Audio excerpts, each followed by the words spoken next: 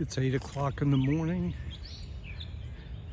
on April 1st, and we're walking through the Maplewalk, the garden of Lib Jones and Tom Nunnenkamp. I love the morning in the garden. Bunny just crossed the path ahead of us. We have over 1,600 feet of path in the garden. We started working on the project in 1991. Now have garden about 2¼ acres.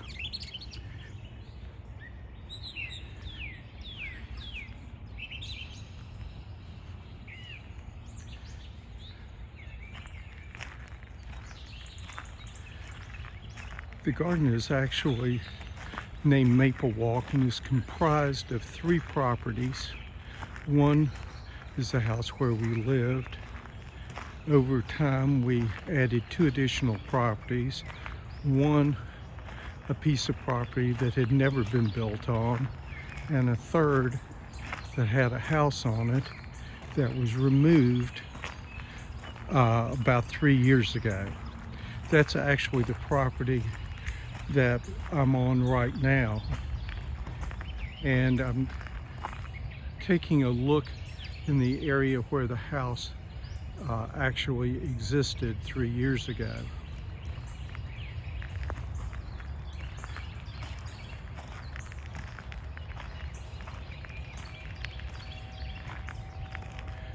The garden is named Maplewalk because we have over 90 different maples in the garden. In addition to that, we have 23 different dogwoods, over 50 different conifers, over 50 different camellias. This was a beautiful year for camellias. Camellias are just finishing up now.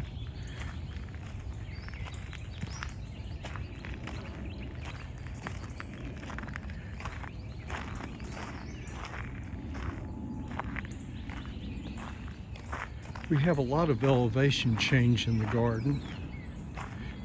28 feet from the street in front of our house to the street behind the property, which is Kingswood Road, there's a 28-foot rise in elevation.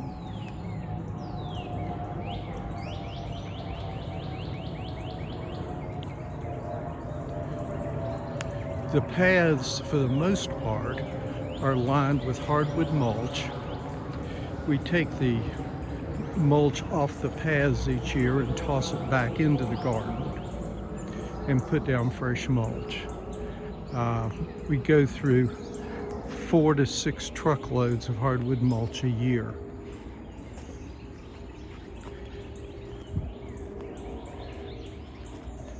The banisters you see in the garden are actually stainless steel that are covered with an epoxy and then fashioned to look like black walnut. They're extremely stable, so people who have walking difficulties can grab onto these with confidence that they're going to hold them.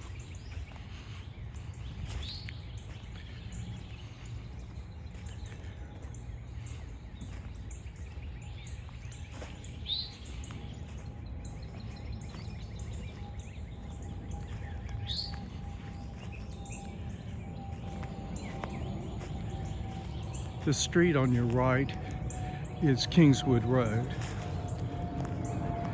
You will notice the trash receptacles. Right now, the city is not picking up curbside waste, so we have a lot of debris that we pick up, and we're collecting for the time that we are through this crisis, and we'll be able to dispose of that more easily.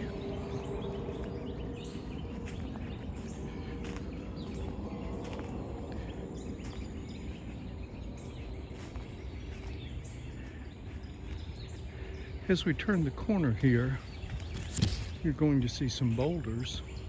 There were no rocks on the property. This area right here has over 40 tons of boulders that were brought in to accentuate a drop-off that was naturally here.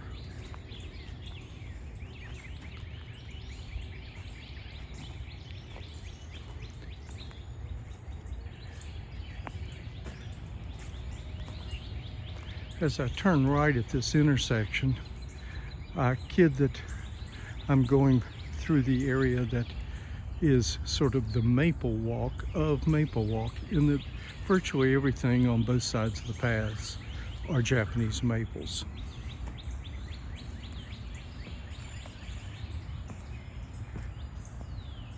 As I go down these stairs, you'll see a set of hand trucks that I had not gotten off the path, laying a bunch of stone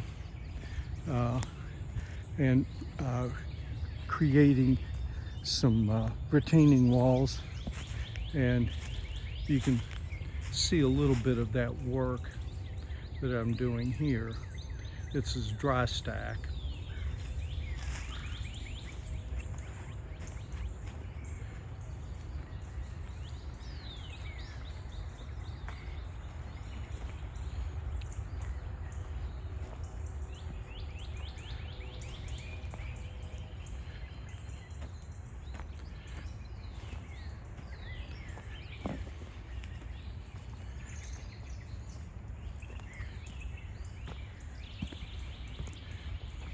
One of the most photographed things in the garden is this Japanese maple on the right, Kiyohime Yatsubusa, which is very short but 14 feet wide from tip to tip.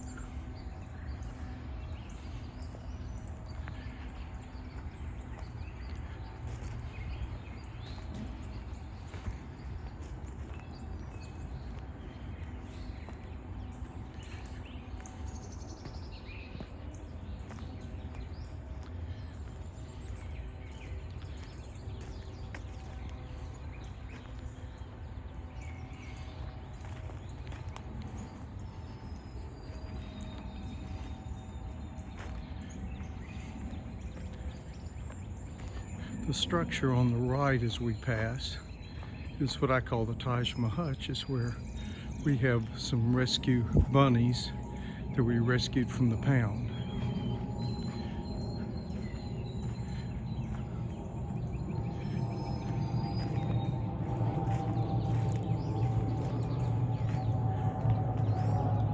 As I take this sack off the gate,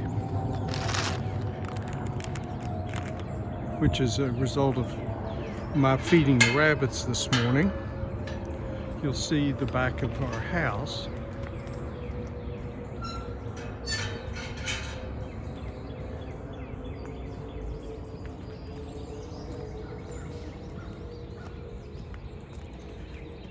And the big snowball viburnum on the right-hand side of the screen.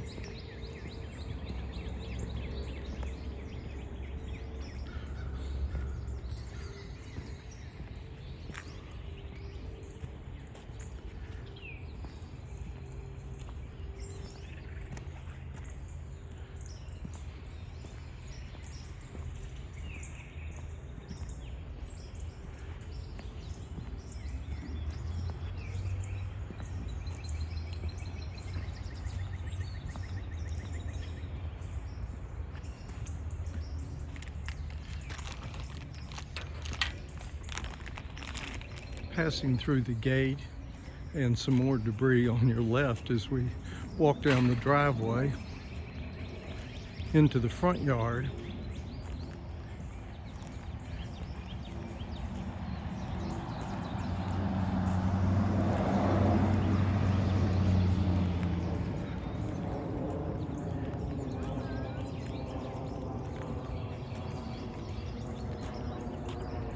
The front yard, we've planted 1,800 pots of dwarf mondo grass in part of the front yard, and then Lib has a moss garden in the remainder of the front yard here.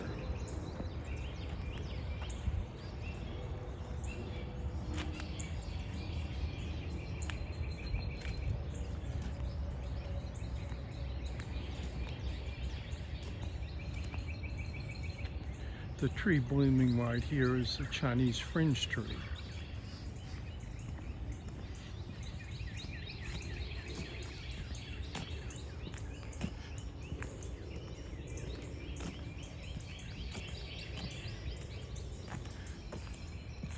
We're walking back toward the backyard of our residence and back through the gate.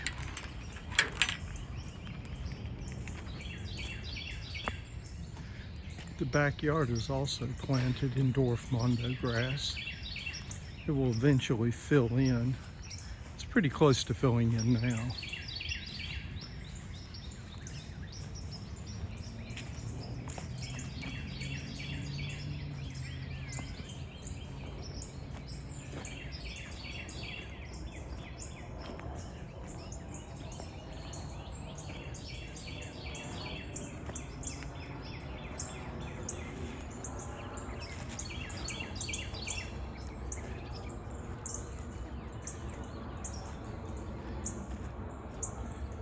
The azaleas on the left that are very pretty at this time of year were on the property when we bought it, and I really don't know what variety they are.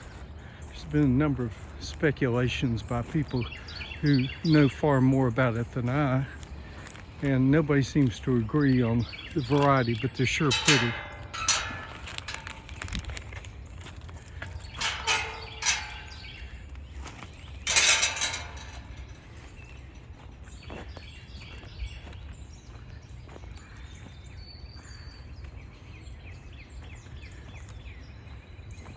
As we start back up the hill, on both the left and the right, we have some hosta beds that are just starting to come in.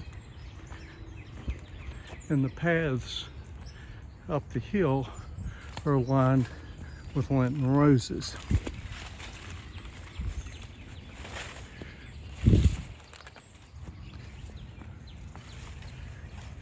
Rhododendrons blooming this time of year. Shouldn't be blooming, it's too early for them. But they didn't get the memo.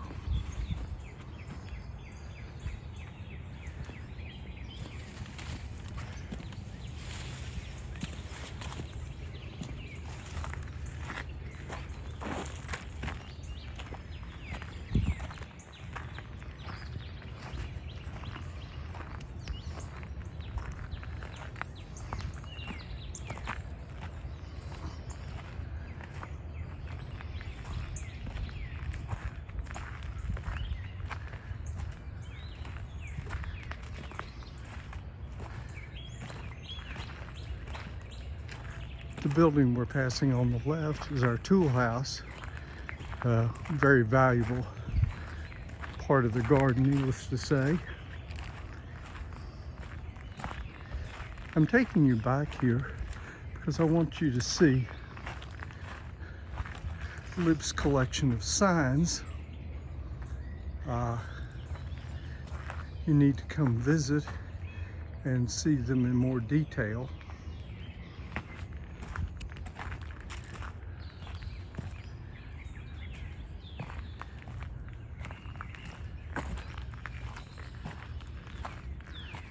The beds in this area are primarily perennials, and Lib is the queen of perennials in our garden.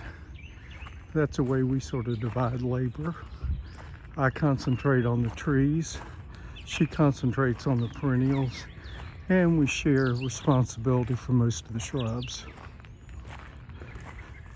I'm in charge of the turf up here, which is just starting to come in. It's a Bermuda that will actually look really good in about 2 weeks. It's a variety called Tiff Grand. Also, an item that is much photographed is this ligustrum, which I have to prune every week. On the right are blueberries and a bed that also includes asparagus, blackberries, and raspberries.